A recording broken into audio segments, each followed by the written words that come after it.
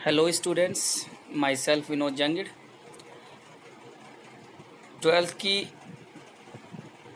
Chemistry की online classes में आपका स्वागत है। हम पढ़ रहे हैं ट्वेल्थ एजी केमिस्ट्री।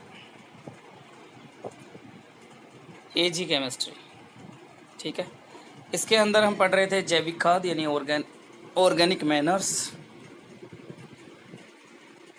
और इस जैविक खाद में हमने पढ़ लिया था गोबर की खाद, कंपोस्ट खाद, ठीक है। दोनों कंप्लीट कर चुके हैं हम, गोबर की खाद भी और कंपोस्ट खाद भी। अब इसके बाद में हम पढ़ रहे थे vermi compost. Vermi compost, vermi का मतलब होता है केंचुए, ठीक है। यानी कि कंपोस्ट लेकिन किससे तैयार होगी? केंचुओं से तैयार कंपोस्ट होगी। तो वर्मी कंपोस्ट जो है वो जैव रासायनिक प्रक्रिया है।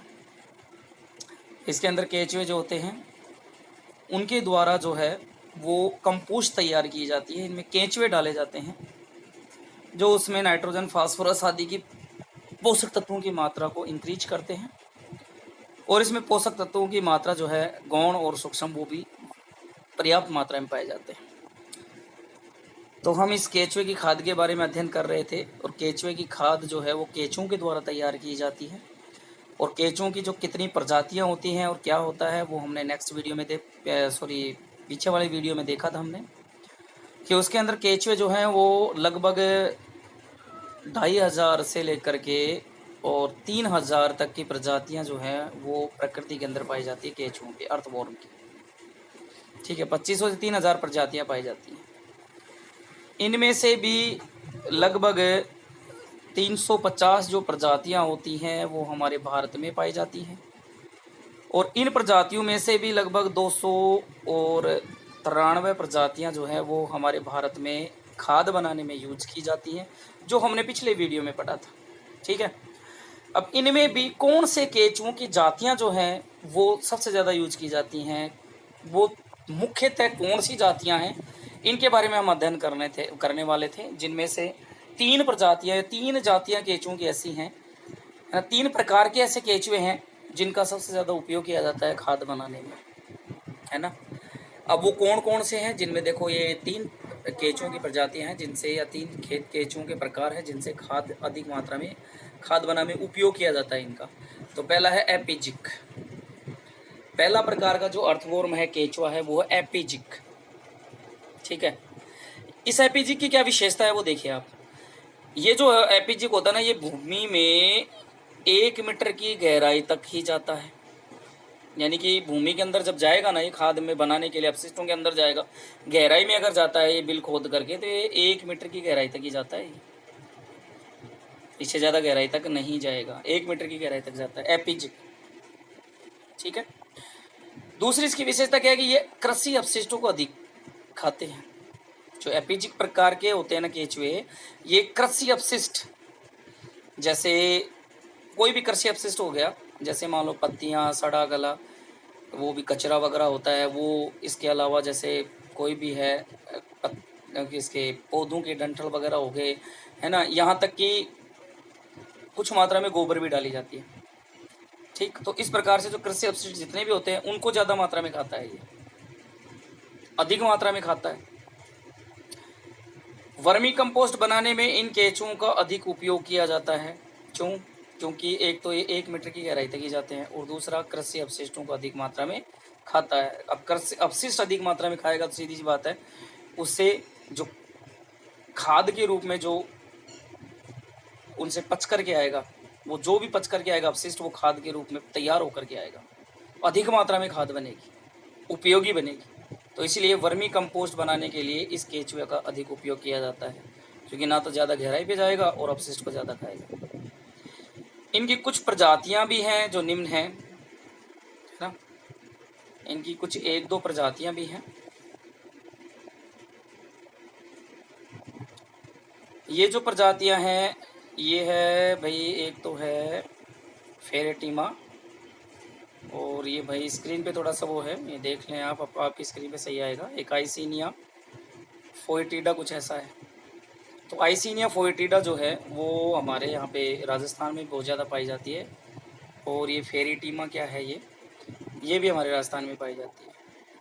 ठीक। इसके बाद में दूसरे नंबर पे आता है इंडोजिक।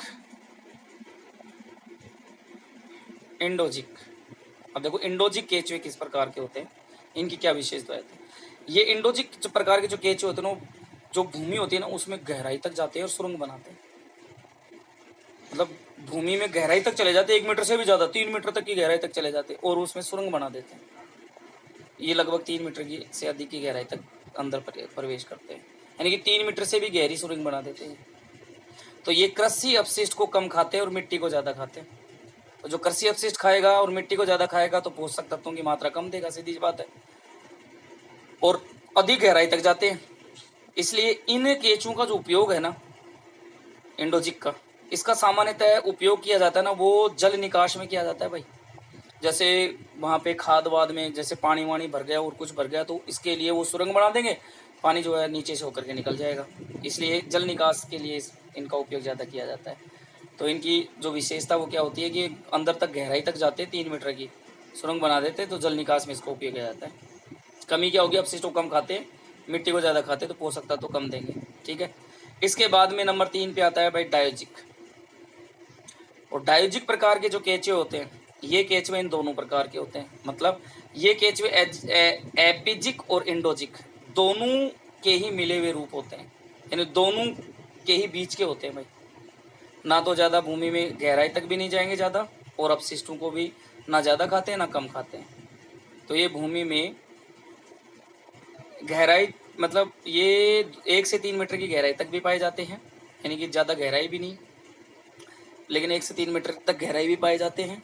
और इसके अलावा ये अपशिष्टों को भी इनके दोनों के बीच के खाते हैं, मतलब ज़्यादा मात्रा में नहीं खाते तो कम मात्रा में भी नहीं खाते। ठीक। तो ये हो गया डायोजिक। 3 प्रकार के केंचुए हो गए हमारे।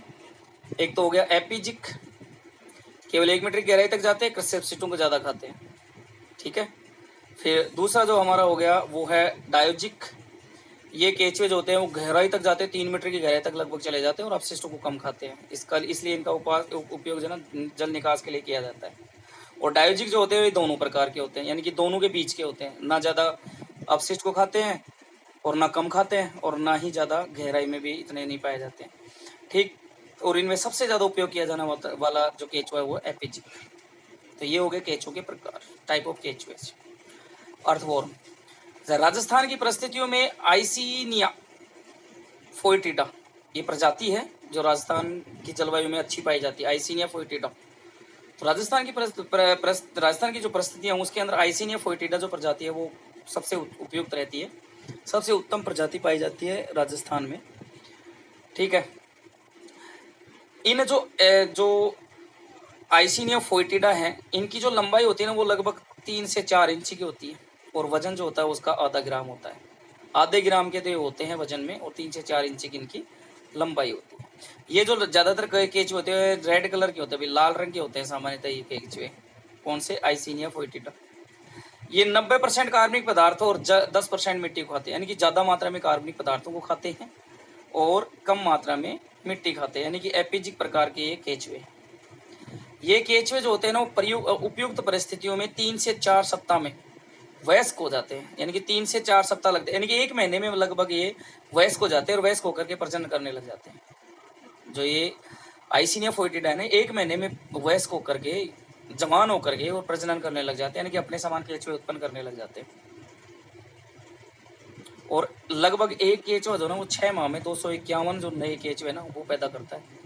एक केंचुआ 6 महीने में 251 केंचुए पैदा करता है, आप देख लो। तो इस प्रकार से खाद जो है वो तैयार करने में उपयोगी होते हैं। जैसे मान लो आप थोड़े से केंचुए डालोगे, धीरे धीरे 6 महीने तक इनकी संख्या बढ़ जाएगी। तो इस प्रकार से अर्थवॉर्म द्वारा हम वर्मी कंपोस्ट तैयार करते थे। हमने केंचुए के प्रकार और केंचुए के बारे में पढ़ा है। अब हम ये पढ़ेंगे अगले वीडियो के अंदर कि किस प्रकार से जो ना केंचुए के द्वारा खाद तैयार की जाती है, मतलब खाद तैयार करने में केंचुए किस प्रकार से उपयोगी होते हैं। तो केंचुए के द्वारा वर्मी कंपोस्ट कैसे तैयार की जाती है, क्या अपनाई जाती है प्रक्रिया, तो वो प्रक्रिया हम नेक्स्ट वीडियो के अंदर पढ़ेंगे। ठीक है। तो ये केंचुए होते हैं 3 प्रकार के, जिनमें सबसे ज़्यादा एजिपिक जो होता है, एपिजिक, उसकी प्रजाति यूज की जाती है। तो आई होप आपको वीडियो पसंद आया होगा। यदि आपको वीडियो अच्छा लगा है तो लाइक कीजिए, कमेंट कीजिए और वीडियो को शेयर कीजिए ज़्यादा से ज़्यादा अपने दोस्तों में, ताकि उनको भी इसका लाभ मिल सके। ठीक है, बाकी मेरे चैनल पे नए हैं तो चैनल को सब्सक्राइब कर लीजिए, बेल आइकन को दबा लीजिए ताकि जो भी वीडियो डालूँ उसका नोटिफिकेशन आपको प्राप्त हो जाए। और पढ़ते रहिए, मुस्कुराते रहिए, मस्त रहिए। Thank you so much.